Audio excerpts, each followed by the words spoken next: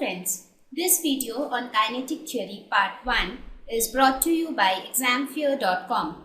No more fear from exam. Topics to be covered in this lesson are Introduction, Molecular nature of matter, Behavior of gases, Kinetic theory of an ideal gas, Law of equipartition of energy, Specific heat capacity, and mean free path.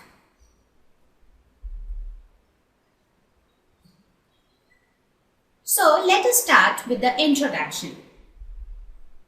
What is kinetic theory? So basically, what are we going to study in this lesson? That is the question, right? That what is kinetic theory all about? Kinetic theory explains the behavior of gases based on the idea that the gas consists of rapidly moving atoms or molecules.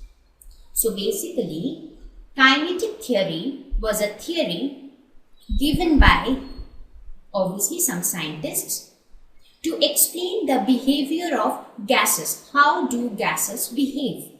Now, this entire theory is based on the idea that gas consists of rapidly moving atoms or molecules. So, what do I mean to say, or what do I try to interpret when I say that gases consists of rapidly moving atoms or molecules? If you think in your primary classes, you would have studied that in case of solids, the molecules are very close to each other, somewhat like this, right? Where you see now each of these balls represent molecules. So the molecules are very closely spaced, whereas in case of liquids, the intermolecular distance increases. That is, the molecules are a bit far apart when compared to solids. Whereas in case of gases, the molecules are even more far away from each other. So what does this show? This shows that in case of a gas, the molecules are more free to move about because there is nobody to stop this molecule from moving. So these molecules in gases can move about more freely. So what we can say that? We can say that these molecules are moving. They are free to move around. So this basic idea gave this thought, or we can assume that gas consists of rapidly moving atoms or molecules. Now with this assumption in mind, or with this basis, came the kinetic theory, which explained the behavior of gases. So what all things did kinetic theory talk about? We will come to know as we go ahead with this lesson. Now, what made kinetic theory a success? Right? Why did this theory proved itself true? First, it gave a molecular interpretation of pressure and temperature. Till now, pressure and temperature were nothing but parameter of measurement. That is, they were just used as parameters to measure a quantity. But this kinetic theory gave a molecular interpretation to these two terms, that is pressure and temperature.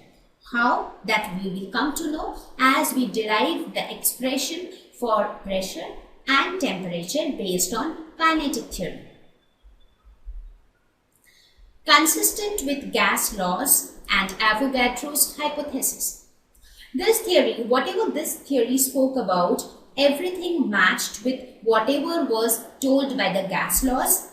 Gas laws basically are the Boyle's law, Charles' law, Gay-Lussac's law. They are all the gas law. They all come under gas laws, and also Avogadro's hypothesis. Don't worry, I'm sure you would have studied about these gas laws and Avogadro's hypothesis in your previous classes, but even if you have forgotten them, don't worry, as we go ahead, I'll discuss them as well. It correctly explains specific heat capacities of many gases. Now, once this theory came into picture, on the basis of this kinetic theory, specific heat capacity was calculated for many gases, and it was found that the calculated value matched quite closely to the true value or the experimental value. So see, because of so many reasons, so many valid reasons, this kinetic theory was finally accepted as a successful theory. Thank you. Please visit examfear.com to watch free educational videos, try free online tests, get the best quality study materials, study from the best tutors and mentors, and much more. Thank you once again.